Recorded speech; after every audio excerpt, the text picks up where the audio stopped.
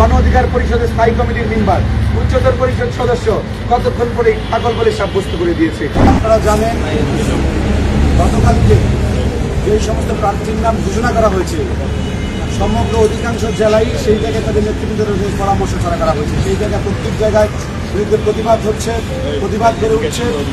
আমরা গণ অধিকার পরিষদকে ভালোবাসি। এ পর্যায়ে আমাদের মধ্যে কথা বলবেন। আমরা যেহেতু আমার সংসদীয় আসন গাজীপুর 2 সেই জায়গায় গতকালকে বিক্ষোভ মিছিল হয়েছে। এখন আপনাদের মধ্যে বক্তব্য রাখবেন ছাত্র অধিকার পরিষদের সংগ্রামী সভাপতি সাইদুল ইসলাম। সাংবাদিক নেতৃবৃন্দ, আসসালামু আলাইকুম। আমাদের গতকালকে যে ঘটনাটা হয়েছে গাজীপুর 2 আসন নিয়ে, গাজীপুর 2 আসনটি মূলত গাজীপুর মহানগরের একটি অংশ। যে আসনটি সম্পূর্ণ আসনটা গাজীপুর মহানগরের অংশ। আমি গাজীপুর মহানগর ছাত্র অধিকার পরিষদের সভাপতি হিসাবে 2018 সালে প্রসংস্কার আন্দোলনের মধ্য দিয়ে গড়ে ওঠা আজকের এই ছাত্র সংগঠনের মাধ্যমে গড়ে ওঠা গণ অধিকার পরিষদ, যে গণ অধিকার পরিষদ আগামী নির্বাচন কেন্দ্রিক দল, যে নেতৃত্বের মাধ্যমে আমরা এগিয়ে যাব। আমার অবস্থান ছিল দীর্ঘ 8 মাসের মতো আন্দোলন সংগ্রাম করে আমরা সফল হই, তবে তার মধ্যে ঘটে যায় জীবনের বিভীষিকাময় ঘটনা।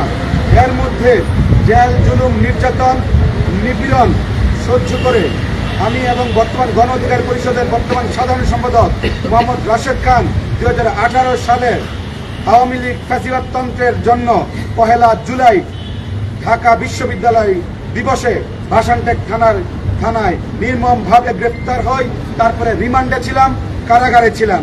তারপর 2019 সালে ডাকসু নির্বাচনে জসিমউদ্দিন হলের বিপি প্রার্থী নির্বাচন করি এবং সেই কারচুপি নির্বাচনে ছাত্রলীগের প্রার্থীর বিপরীতে আমাকে দ্বিতীয় স্থান দেখানো হয় এবং সেই নির্বাচনে আপনারা যারা দেখছেন এখন নাসিরউদ্দিন পাটোয়ারি এনসিপির নেতা, ওনাকে বিএনপি নমিনেশন দিয়েছিল এবং সেই নির্বাচনে ওনার কোনো অবস্থান ছিল না।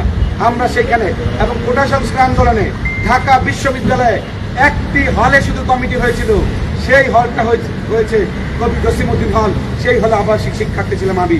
গতকালের প্রার্থীদের ঘোষণা ছিল একটি হঠকারী কর্মকাণ্ড, যেখানে কেন্দ্রীয় কমিটির নেতৃবৃন্দের তেমন কোনো আলোচনা, মতামত সহ আঞ্চলিক গুরুত্বপূর্ণ নেতৃবৃন্দের সাথে কোনো প্রকার আলোচনা ছাড়াই প্রার্থীরা ঘোষণা করা হয়েছে। আমাদের গঠনতন্ত্র অনুযায়ী নমিনেশন বোর্ড গঠন করা, তার তোয়াক্কা না করেই ইচ্ছে মতো প্রার্থী ঘোষণা করা হয়, যেটা ঘোষিত অধিকাংশ তৃণমূল নেতাকর্মীরা জানে। সুতরাং এই প্রার্থী ঘোষণার তীব্র নিন্দা এবং প্রতিবাদ জানাচ্ছি।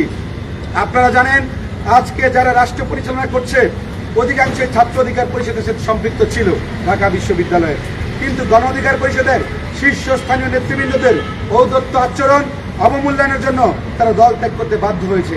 কারণ যেখানে ত্যাগের মূল্যায়ন নাই, গুণের কদর নাই, সেইখানে ত্যাগী মানুষ এবং গুণী মানুষ কখনো জন্মাতে পারে না।